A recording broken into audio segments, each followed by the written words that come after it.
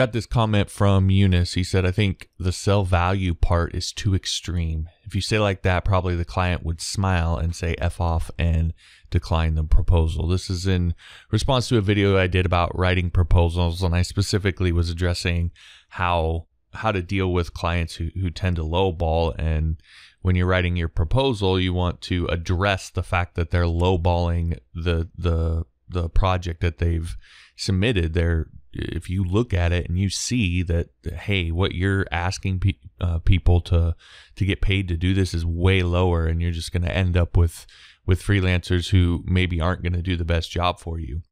So you should tell them that and then sell them on value. And so this was sort of his response. And this is probably the hardest thing to convince freelancers of. And all the time that I've done this is the one thing that people balk at the most, because it requires such a mindset shift. I think most freelancers, understandably, are a bit desperate when they start out freelancing. I know I was. I was working, a 9-to-5 job that I absolutely couldn't stand, and I was just looking for something to work and help me escape that. And at the time, I probably would have begged clients if I had to. So, I get it. It's not something I'm getting on people too much about. And frankly, early on, you probably should work with clients who don't pay well and who are awful to work with, because at that point, you just need experience, and any experience almost is better than none. So you probably should work with clients like that. But if you really want to make that next step in your freelance career, and you want to go from getting paid to getting paid well, at some point you have to become disciplined in how you deal with clients, and your mindset has to change. And so if a client is underbidding a project and you tell them that, you're honest with them, you let them know, and you make an attempt to sell them on value, I fully admit up front, and I say this in the video, it's not going to work all that often. But if you just feel like you have to bid on those jobs, then you need to sell on value, and you need to tell them right up front that they're underbidding the project. So if you do that, if you actually take the time to do that, and their response to you is F off and they decline the proposal, good. Because you just saved yourself a massive headache. In fact, I would say most of the time, I wouldn't even bother to bid on projects that are way underbid like that. Those are generally not going to be the clients that you want to work with. So again, that's really hard to convince freelancers of, especially early on when you're maybe a little more desperate for work. But again, if you want to make that next step, you have to get to that point. You have to make that mindset shift.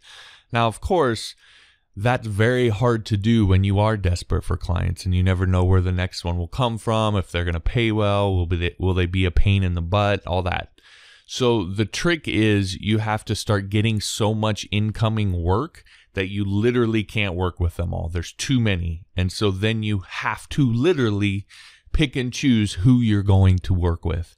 That is when your mindset will change. That's when you will become picky, and that's when you'll start making even more as a freelancer, because you will only work with the best clients. You only work with clients who pay well, and that's going to add to your portfolio, or if you're on a freelance site, it's going to add to your job history, etc. It just sort of snowballs in that direction. So that is really the thing that you should be focused on, is getting to the point where you have so much incoming work that you have to be choosy.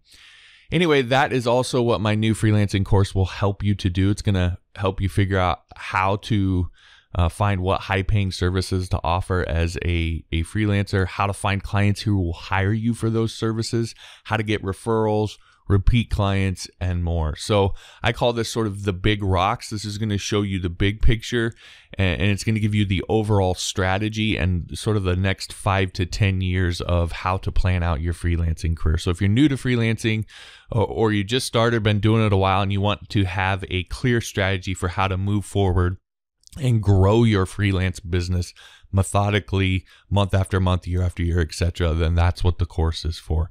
Anyway, you can get access to that course at johnmorrisonline.com/freelance. You can get access to it for nothing over on Skillshare. Again, if you go to johnmorrisonline.com/freelance, all the details on how to do that are there.